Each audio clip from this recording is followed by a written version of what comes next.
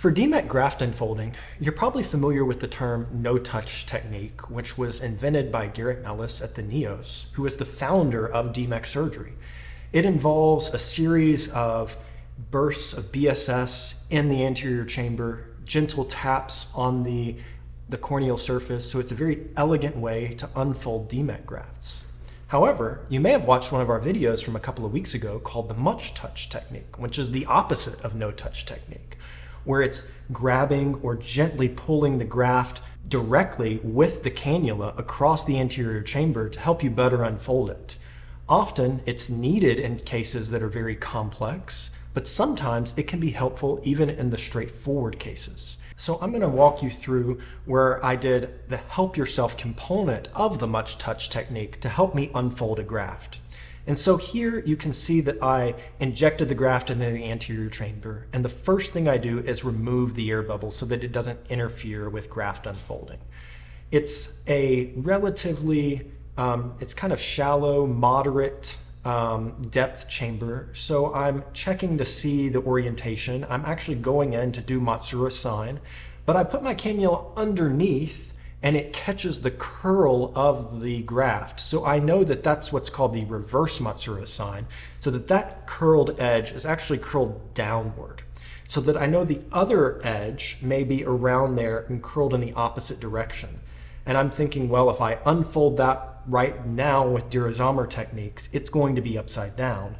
But if I take that cannula and grab the other edge and help myself by pulling it across, I can get the graft into the correct right side up orientation without any chaotic bursts of BSS at this point.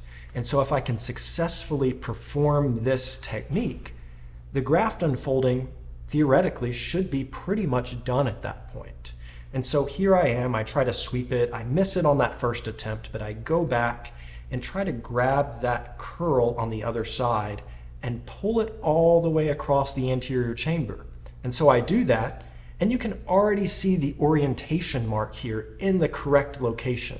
And the graft is mostly unfolded just with the folded edge. So I shallow the chamber and use the Durazomer taps on the top of the cornea to fully unfold the graft.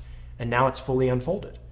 What I'm doing now is I'm putting a little bit of BSS into the anterior chamber so that I can better center that graft so that it can be in final position.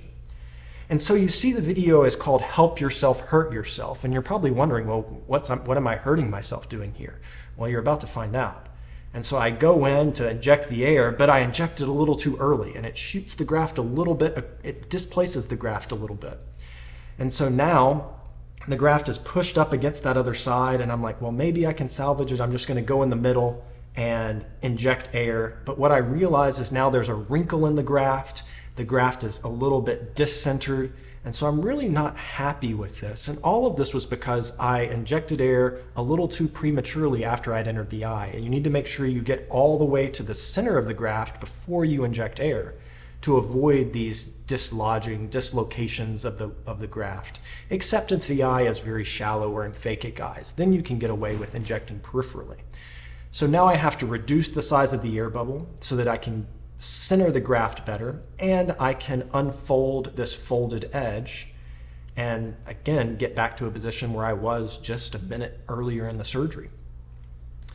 And so now that I'm happy with the graft unfolding in the center, I go back in with the cannula to inject air, and I'm making sure I'm in the center this time. Oh, but I was with the BSS cannula, so I'm just injecting fluid. And then so now I've got to go back in with the air cannula and again get back in the center, fully inflate the eye, and I inject a little, top it off over at the paracentesis, and then now we're done with the surgery. And so here we can see a couple of things to learn from this graft unfolding. One is that directly engaging the graft with the help yourself technique to unfold the graft in a very calculated fashion can improve the speed and efficiency of your graft unfolding. And two, make sure you don't hurt yourself near the end of the case. The graft is fully unfolded. It was ready to be put on the back of the cornea with an air bubble, but I had injected a little too prematurely and caused the graft to shift and move, and so then I had to reposition the graft and unfold it again. And so making sure you're doing everything right to the very end of the case can also help the success of your surgery. And so thanks for joining us for this video on the help yourself, hurt yourself. And so hopefully you guys will be helping yourself and avoiding the times where you're hurting yourself on your future DMEK surgeries. Thanks for joining. Remember to like and subscribe.